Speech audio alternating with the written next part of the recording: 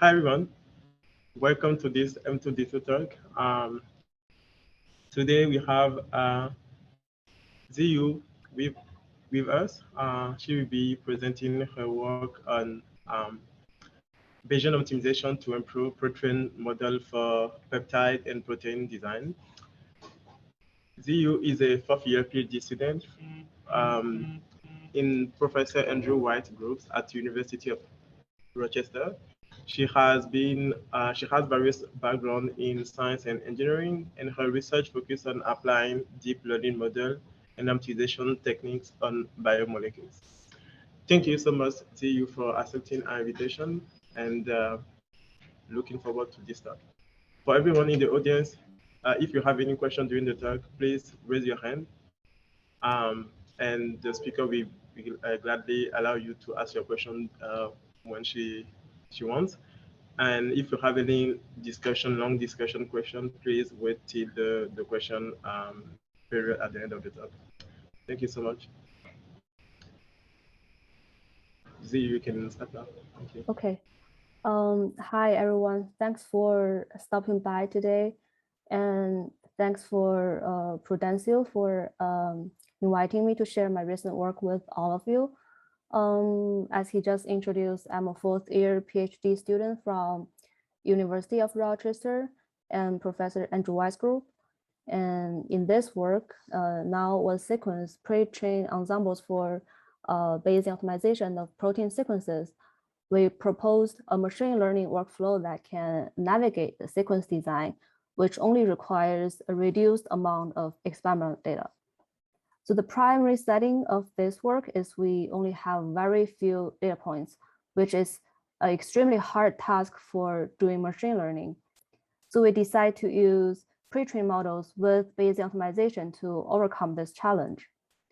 I will explain later in this talk what is pre-trained models and what is Bayesian optimization and why we choose to use them. Okay, so first is a little bit background.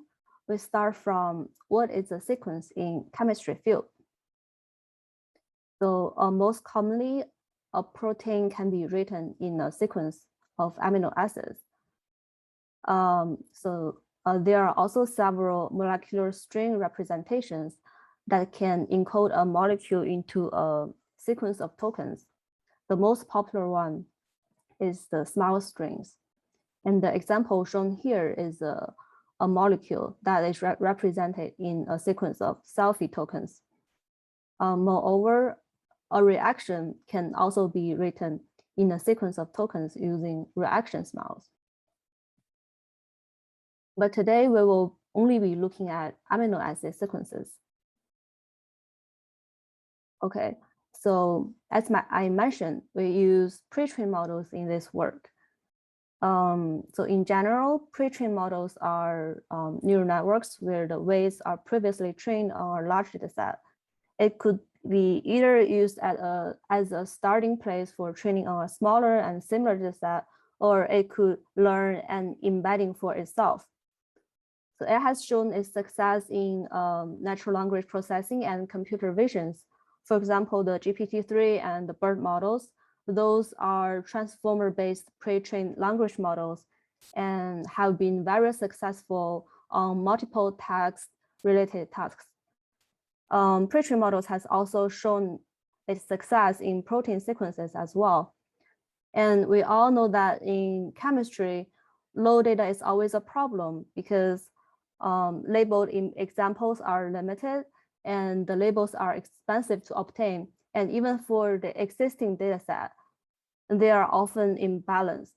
So in this case, pre-trained models could be a potential solution to all those problems. Okay, so even though we employ pre-trained representations to get more intrinsic information from amino acid sequence in order to survive this low data challenge, but when we build machine learning models with inadequate data points, there are a few questions where all the machine learning scientists will think about. So how much can we trust the model? And how can we utilize all the data we have? Also, can we dynamically update the model when there is a new data coming in? So here, I need to mention the Bayesian approach. The corresponding concept is the frequentist approach. Bayesian approach is a systematic way of assigning probabilities to certain values of parameters and updating these probabilities based on the observed data. However, sometimes we are only interested in the most probable value of parameters that give rise to the data that we are observing. So this can be achieved using the frequentist approach, which is on the left side. It treats the parameter of interest as a fixed quantity, and that can be estimated using the maximum likelihood estimation. And this approach is more often adopted in the machine learning community that places a strong focus on optimizing a certain objective function to locate the optimal set of parameters. So on the contrast, Bayesian approach works differently. It treats our parameter of interest, which is stated here, as a random variable by employing a probability distribution that it gets refreshed as more data is collected. So this idea is very important in low data regimes since we always want our model parameters up to date to all the possible data points we have. Okay, so in order to find the best sequence, we use Bayesian optimization here. So in general, Bayesian optimization is based on the Bayes theorem. So first, a model is built based on the observed data. And after that, we make informed decisions by both exploring and exploiting the model. And then we, in return, update the model based on the new data we observed using the Bayes theorem. Here, trying to give a more mathematical explanation. So X is the sequence we're trying to find, and f of X is the underlying black box function that is expensive and unknown. It could be a real experiment, it could be a reaction, or it could be a computer simulation. And Y is the label that comes from the experiment. So it is the property we're trying to optimize. And we build a surrogate model P of f of X equals Y to estimate the underlying black box function. And in the Bayesian optimization, we are trying to find the X that can maximize f of X. So this needs the model f of X to have uncertainty. And in most cases, we often assume X comes from a pool, which is a set of existing data. Okay, so in this work, we combine Bayesian optimization and pre-trained models. Okay, so here there are several challenges for using a pre-trained model with Bayesian optimization. So first, we want to be able to propose any possible sequence. Oh yes, the production is his end. You said on the previous slide that you assume that the x's are coming from a predefined set of options. What does that mean here for proteins? Okay, repeat your question. So you said here that the add mass is choosing S from a predefined set of inputs. Oh, and yeah. I'm wondering what does that mean here for proteins? Oh, okay. So you say this, right? Often assume X from pool.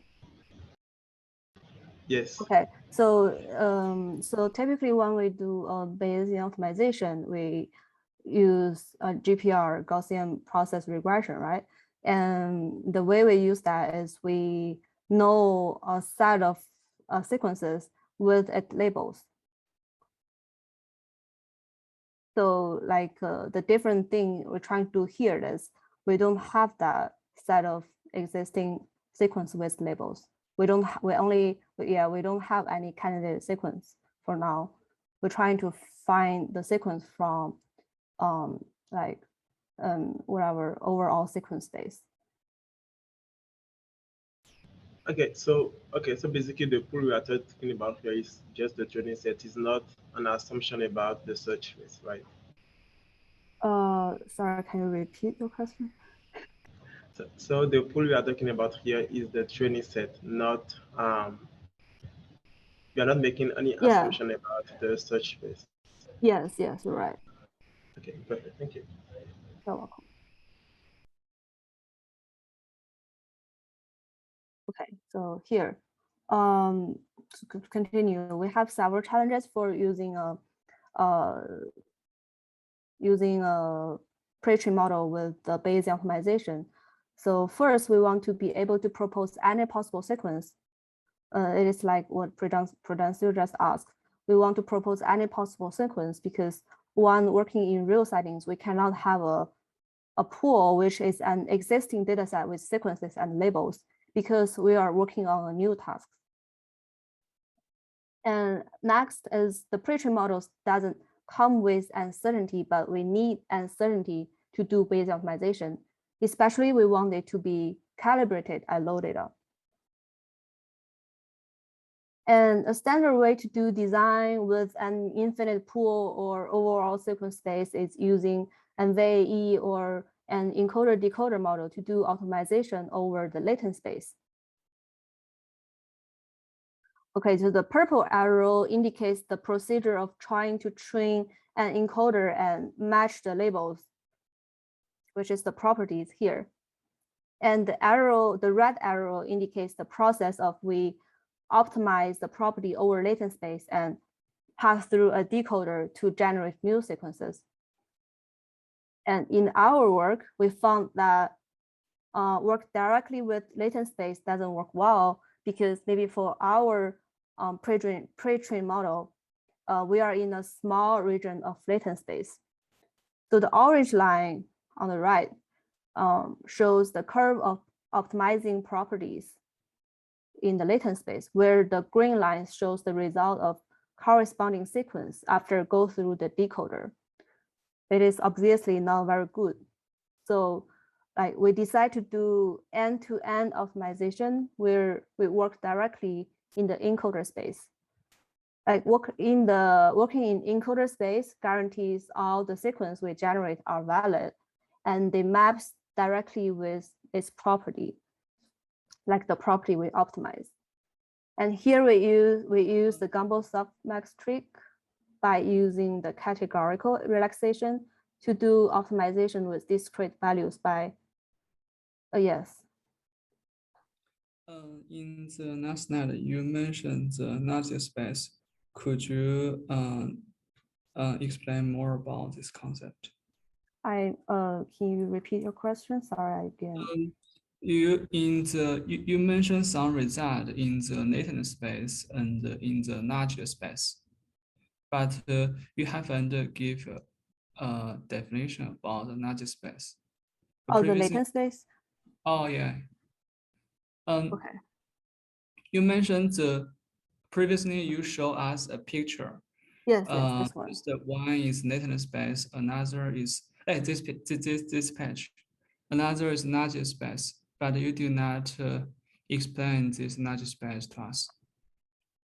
Okay, so so the latent space is yeah, I'm not sure how to explain that, but it's like when you do an encoder and decoder model, there's like a space that you think those space contains the most information, and it is the least dimension that it contains all the important information of. Okay, I see. I understand the latent space. I'm just do not understand the Nazi space here.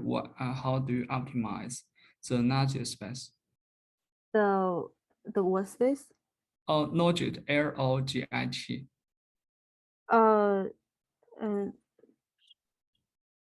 In this picture, in this slide, there are two spaces. The first you mentioned is logit. I think he means the green one. Oh, okay, yeah. Okay, thanks. So that one is like we optimize in latent space, and now we want to like find the corresponding sequence, right? So in the latent space, we're trying to optimize the property, but in real task, we want to find the sequence that corresponding to this best property. So we go through a decoder, and the green line shows that. So the orange line is like we optimize in the latent space and try to minimizing the loss, right? And after we find the optimized property, we try to go through a decoder, and the green line is the corresponding sequence that is with its real label, like after we go through the decoder. So it means even though the properties in the latent space are optimized, but when it pass the decoder, it is not like, yeah, it is not very good. I don't know whether that's explain your question, but I think what I'm just trying to say here is that, so the latent space is, here is a really large dimensional space. So even though you find some place that is really can maximize your property, it doesn't necessarily corresponding to a real sequence in the sequence space. So it's not a bijective mapping between the sequence and the latent space.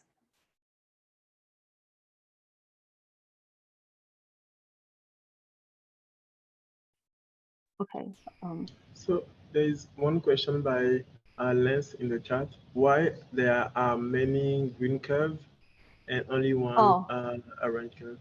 Okay, good question. So these green curves are, I run like 50 of them, and I get the average. The solid line is the average of all the runs, because I don't want it to be extreme case or only one run that can represent all the circumstances. Just to also speak on this figure, I think and you can correct me if I'm wrong, I think the green line is also the cosine, represent the cosine similarity when you find the point in the latent space, you decode and then you encode again, right? So all the cosine similarity are actually in the latent space, but with the green line, it's actually the optimal in the latent space. Sorry, the orange is the optimal in the latent space before decoding, and the green line is after decoding and re-encoding again. Right? Yes. Okay, perfect. Thank you. You're welcome. And Mina is asking, what does the y-axis represent? What is the y-axis? Yeah, represent. Oh, so okay, so it's 1 minus cosine similarity. So is the lower is better, means the cosine similarity is high, then one minus it is small. So if it is close to 0, means the cosine similarity is 1, that means that is exactly the same.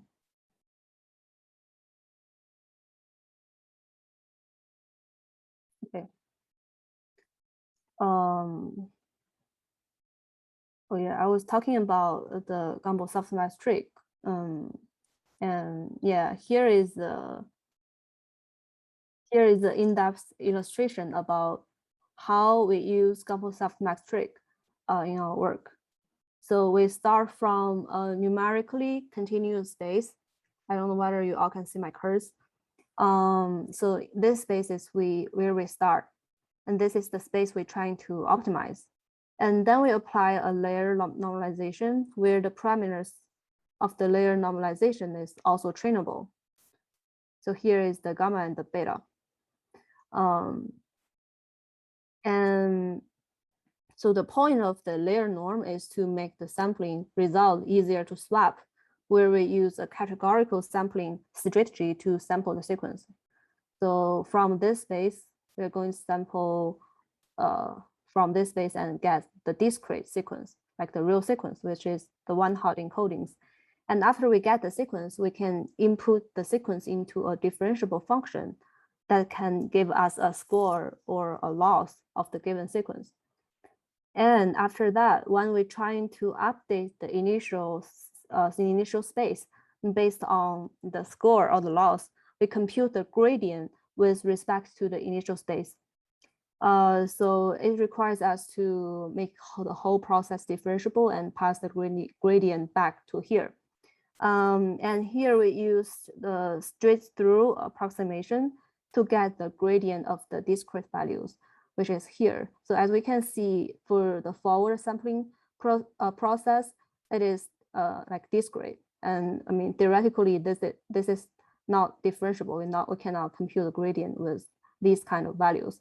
But here we use the straight through approximation, where we use the gradient of the softmax function. So since the forward sampling follows a categorical distribution, the mathematical explanation is here. So this is how we turn the discrete values into continuous values.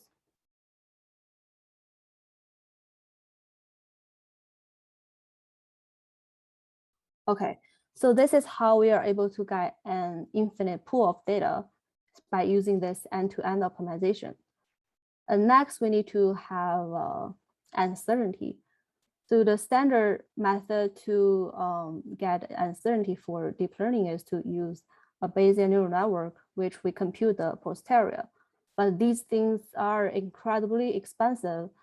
So there's a paper came out in 2021, and I want to draw your attention to the Bayesian neural network, the Hamiltonian Monte Carlo, which is marked by the orange star, and the deep ensembles, which is marked by the yellow triangles.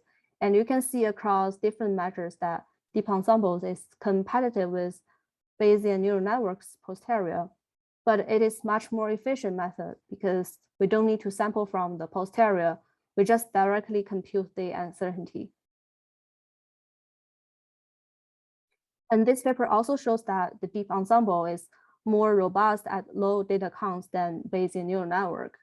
And they are calibrated with noise, and so that we can hypothesize that it performs well at low data counts since large noise is mathematically equivalent with low data.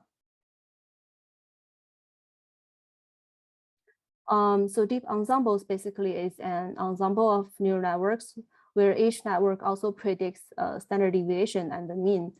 And if we combine all the standard deviation predicted by the network, that is the aleatoric uncertainty, which estimate the noise of the labels. And if we look at the disagreement of the means of the model, we can consider it as the epistemic uncertainty, which is also the model uncertainty. Okay, so if we put all these together, we basically have an iterative loop where we propose a sequence to try and here, and we label it by running whatever experiment. And then we convert it into pre-train the latent space, which is here, 1900 dimensional uniform vector. And after that, we retrain the model with this new data point. And the retrained model is the deep ensembles model. So it gives us the prediction as well as the uncertainty. And after that, we can do our end-to-end Bayesian optimization by maximize our acquisition function. Then this is our new proposed sequence, and we test this one again. I mean, by doing this, we just repeat the process until we get the sequence that meet our requirement.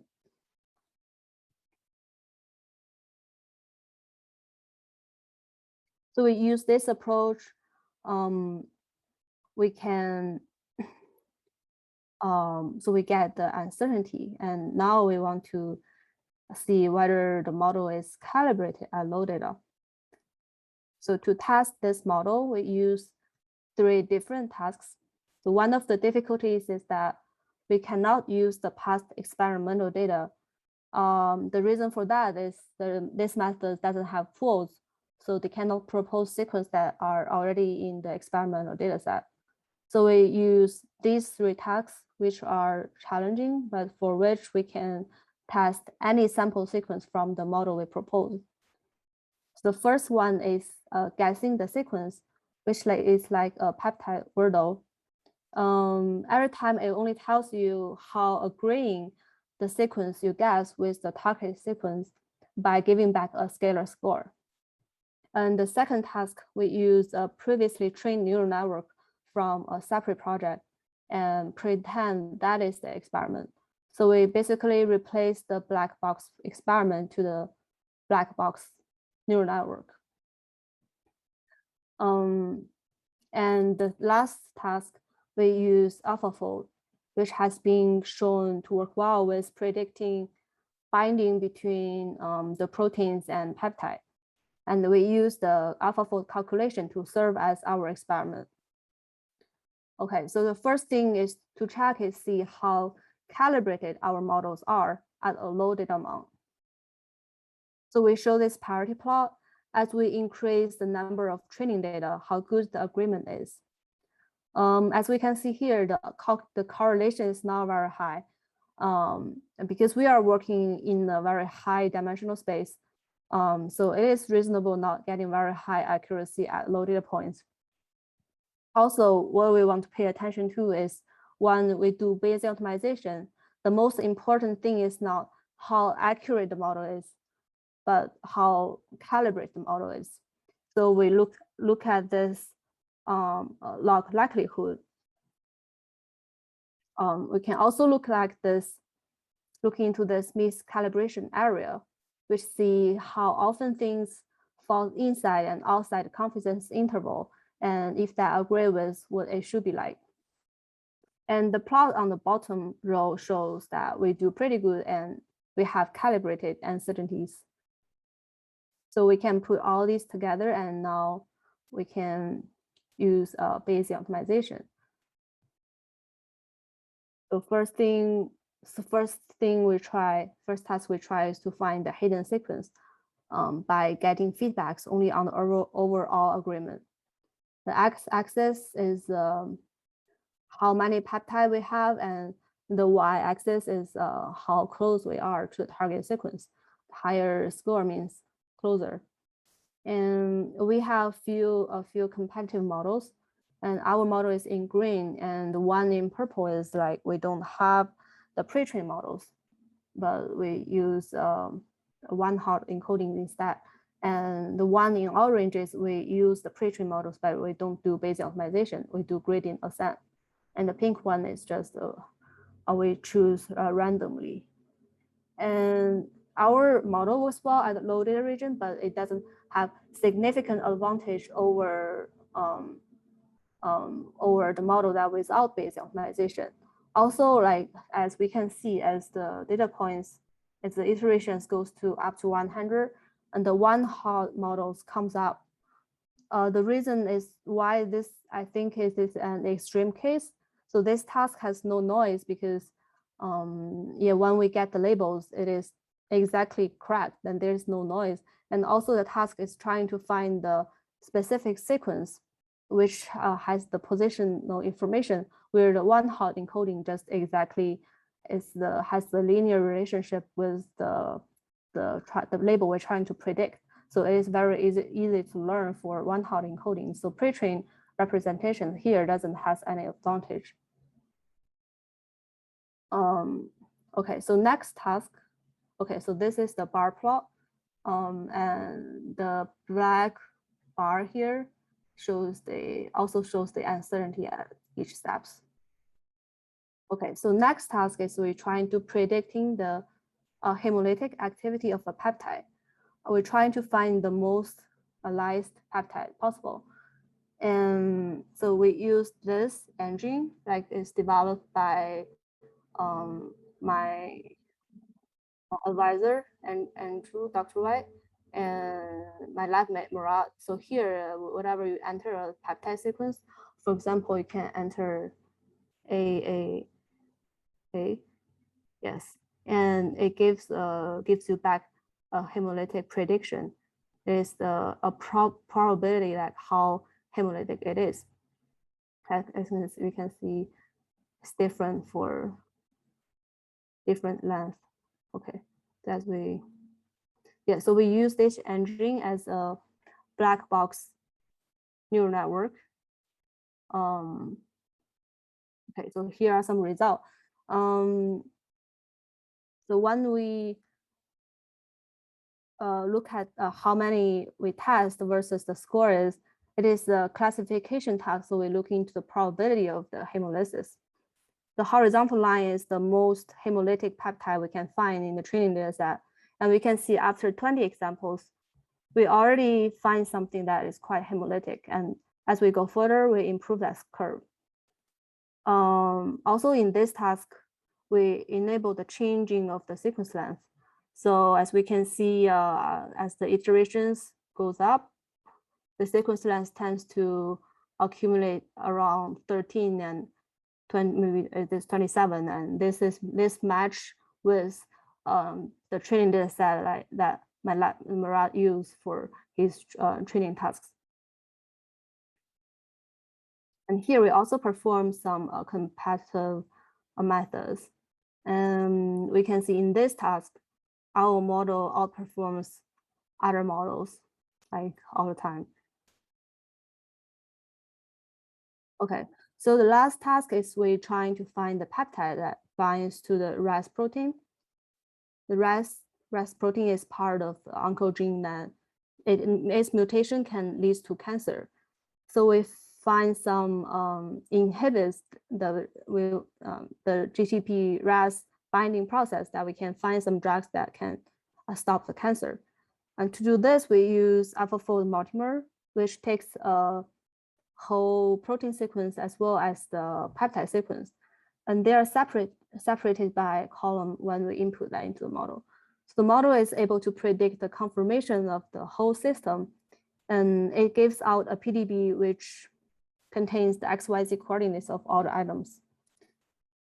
Okay, so the blue part is the RAS protein, and the red part is the sequence we're trying to optimize. This animation shows how the sequence change as we involve more Bayesian optimization steps. So we compute the Cartesian coordinates between the residues and the peptide and the target binding site of the protein. And we trying to minimize the distance as well as we trying to maximize the confidence score output from the AlphaFold. And we can see here, we are able to reach the confidence score, which is the PLDT here, almost close to 65%, which is really high number. Okay, so this is the example of the sequence we find. The green sequence is an optimized sequence from previous literature, and the red sequence is we find from using our method. And the orange one is the binding site, the target binding site on the protein. And we can virtually see that the sequence we find can tightly bind to the binding site comparing to this optimized sequence.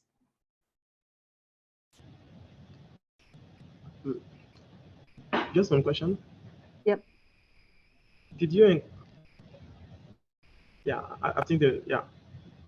Did you include any structural insight in the modeling, like from the protein side, or you only use like the affinity as feedback? I mean, what do you mean by restrict?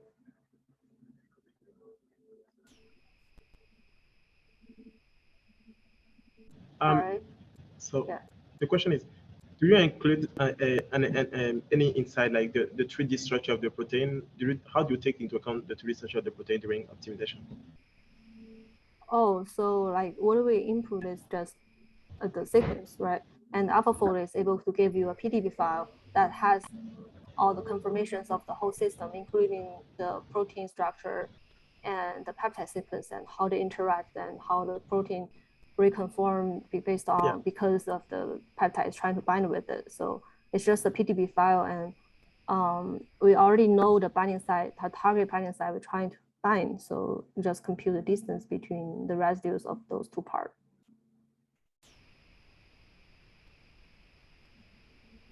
Gave the model, the thing you optimize is the distance between the binding site and the peptide. Is that what you optimize? Yes, yes. That's one of those. So the other thing is we're trying to maximize the confidence score, because AlphaFold also outputs a confidence score at how confident it is about the structure it predict. We want it to be like very confident about the structure it predict. Okay, I see. Thank you. You're welcome.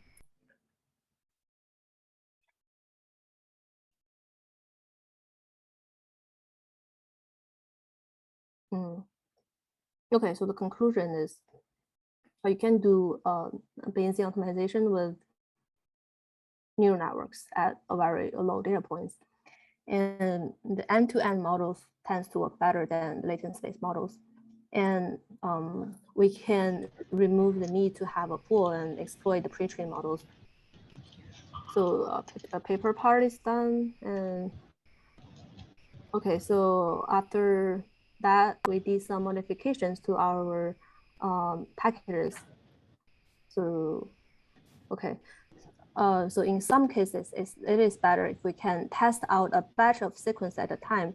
For example, when we find some promising sequence and we want to send it to companies to do experiments to synthesize those peptides and test their properties. We don't want to send them like one at a time. We want to send them a batch of, we want to send a batch of them, 8 of them at a time.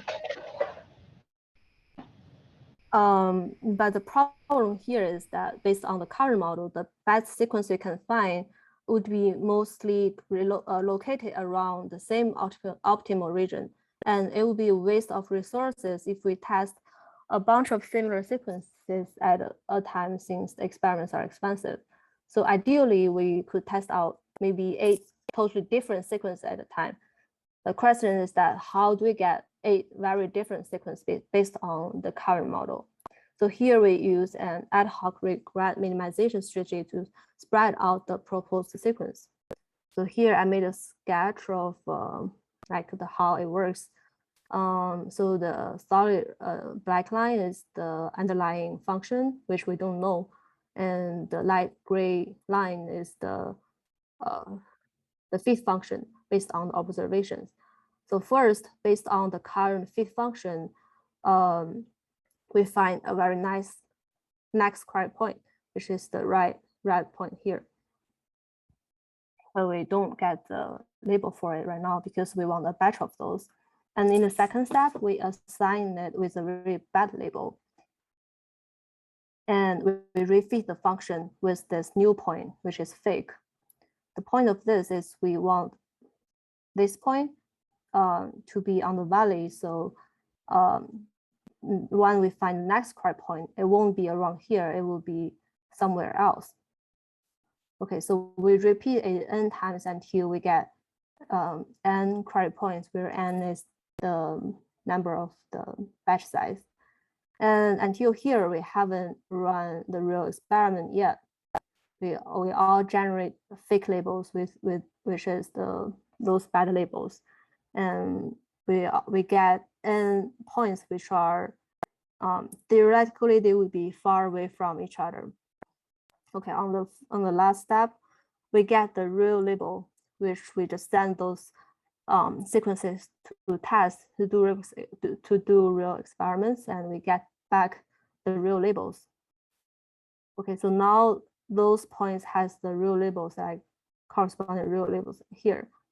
And after that, we refit the function with the new batch of points, which is this one. Okay, so we repeat this process. Yes.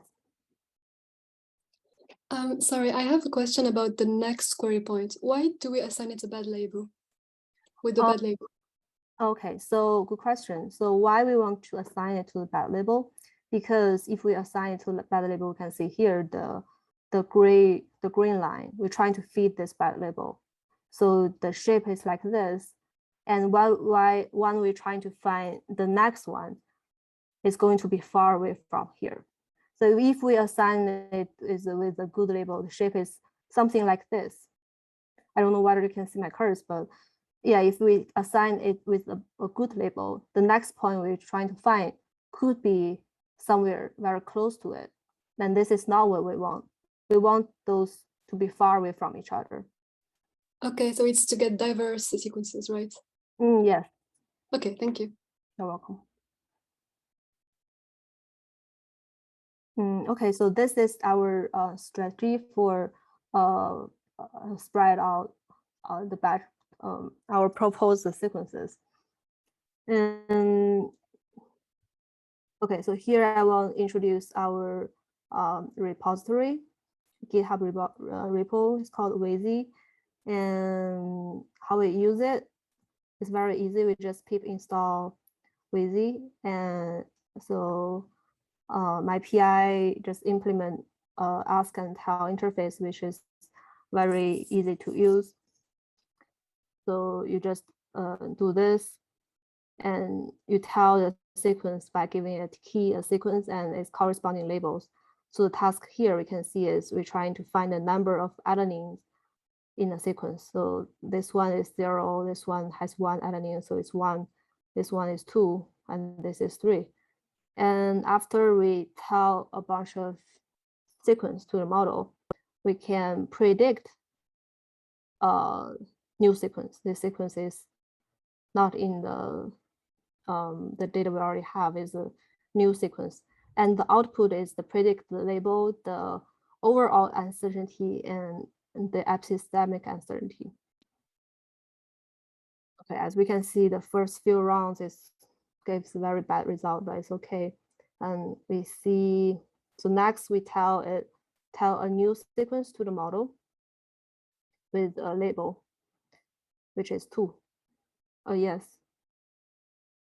Can you kind of comment on what's the difference again between at least how you compute the overall uncertainty and the epistemic uncertainty? Oh, I know okay. one is from the ensemble and the other one is from the model, but which model do you choose for the other one?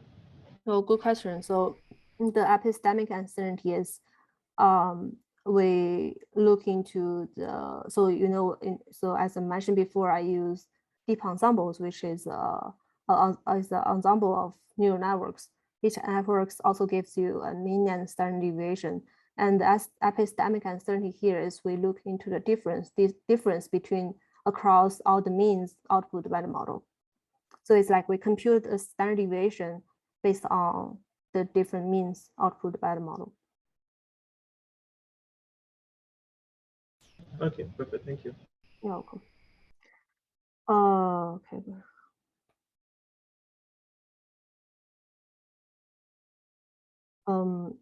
Yeah, you can just use this ask and tell phase.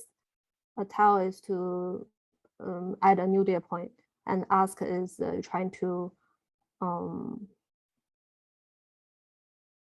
see how the sequence is. And there's also a predict method that you can predict the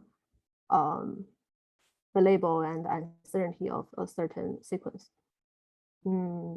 So this is how you can do it in the loop. You need to write a for loop, and each time you need to split the keys and just do ask and tell repeatedly. And this is how we do batching, which I just mentioned. You can give it like n equals some number, where this 3 is the number of the sequence we're trying to return.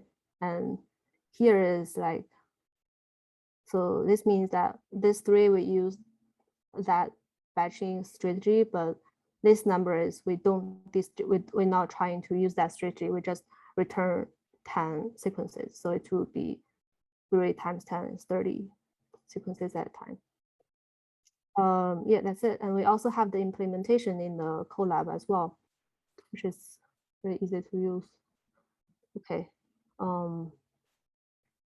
Yeah, this is our group, and I'm not here, and the second author, Cat, is not also here. It's not here, but everyone else is here. So this is a nice group picture. And thank you, everyone. Welcome. Do you have any questions?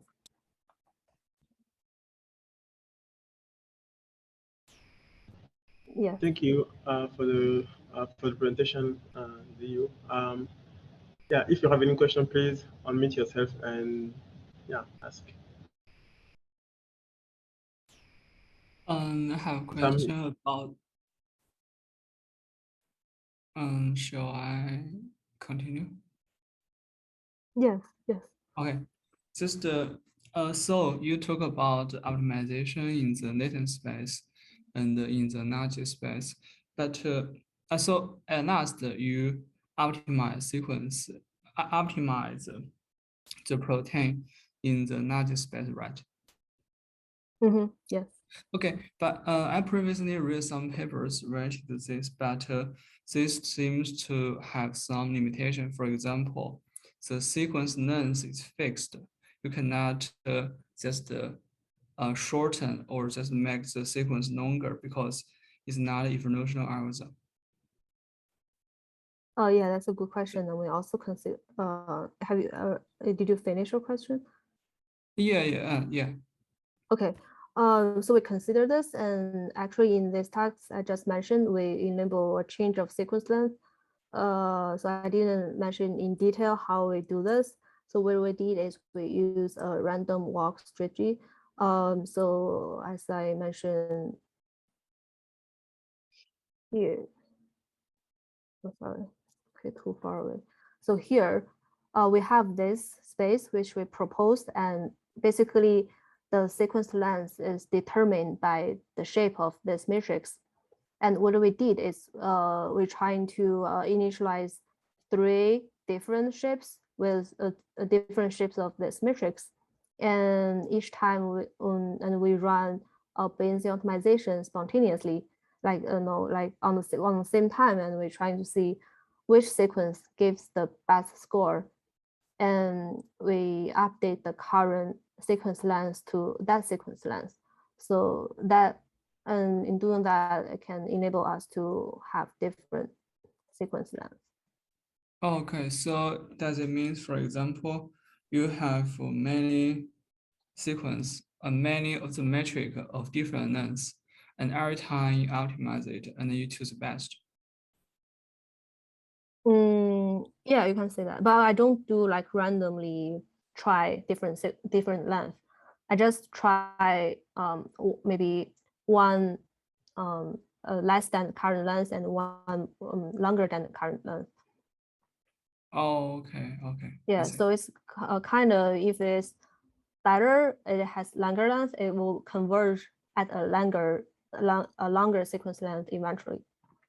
Could you return to the slides? I have another question.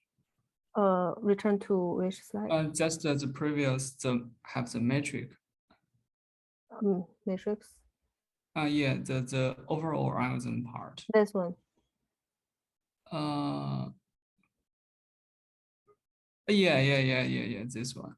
So, so generally speaking, you have, I want to know the forward path of the model. You have a metric and then you sample, and you feed this sequence to pre-trained language model, and then you got the feature, and you feed this feature into some regression model. Is that right? What do you mean by featuring regression model? Me here when I train? Yeah. Here, just the many regression model, right? Oh yeah, this is the ensembles. Okay, I see. Thank you. You're welcome. Yeah, this is the regression model.